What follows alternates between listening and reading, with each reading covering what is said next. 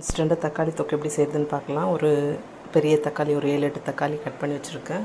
புளி அரை எலுமிச்சப்பழ அளவு, பூண்டு ஒரு 8-10 பல், ஒரு ஸ்பூனு வெந்தயம், ஒரு ஸ்பூன் கடுகு. இப்போ இதை வெறும் கடாயை வச்சுட்டு இதை நம்ம வெறும் கடாயில் வறுத்து பொடிச்சிக்கலாம். ஒரு 3 கரண்டி எண்ணெய் ஊற்றிக்கலாம். ஊற்றிட்டு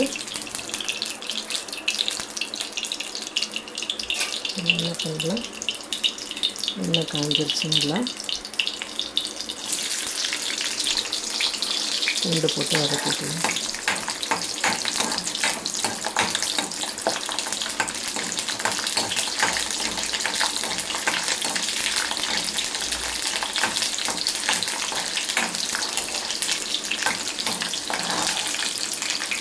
என்ன பண்ணலாம், இதில் தக்காளி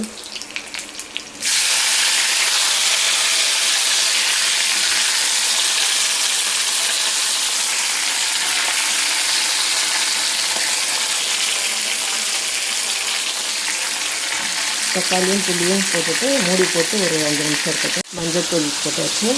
அடுத்து பார்த்திங்கன்னா இதில் உப்பு நம்ம தேவைக்கேற்ப போட்டுக்கலாம். ஒரு உப்பு கம்மியாக சாப்பிடுவீங்க, அதுக்கு உப்பு நிறைய வேணும்னு நினைக்கிறீங்க. இதில் நம்ம வரமிளகா வேணும்னா வரமிளகா சேர்த்துக்கலாம், இல்லை வெறும் மிளகாத்தூள் சேர்த்துக்கலாம். நான் இன்றைக்கி வெறும் மிளகாத்தூள் தான் இதில் சேர்க்க போகிறேன். தக்காளியை நல்லா வதங்கிருச்சு. நம்ம ஆற விட்டு மிக்சியில் போட்டு அரைச்சி தாளிச்சிட்டோன்னா சுவையான தக்காளி தொக்கு ரெடி. இது வெளியவே வச்சு 3 வாரம் வரைக்கும் வச்சு யூஸ் பண்ணலாம். ஃப்ரிட்ஜில் வச்சோன்னா 1 மாதம் 1.5 மாதம் வரைக்கும் வச்சு யூஸ் பண்ணலாம்.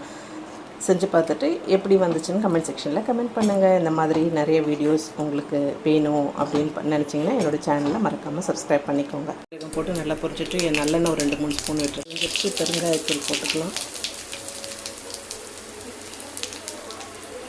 போட்டுட்டு இந்த மிக்ஸி பேஸ்ட்டு அதில் போட்டுக்கலாம். அவ்வளோதான். அடுத்து நம்ம இந்த மிக்ஸி ஜாரில் பொடிச்சு வச்சுருக்கிற கடுகு வெந்தய போட்டுடலாம்.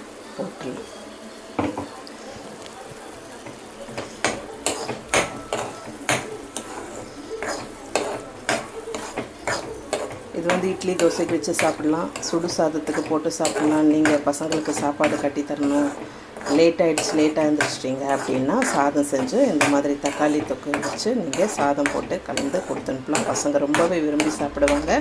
ட்ரை பண்ணி பார்த்துட்டு டேஸ்ட் எப்படி இருந்துச்சுன்னு கமெண்ட் செக்ஷனில் கமெண்ட் பண்ணுங்கள். பாய்.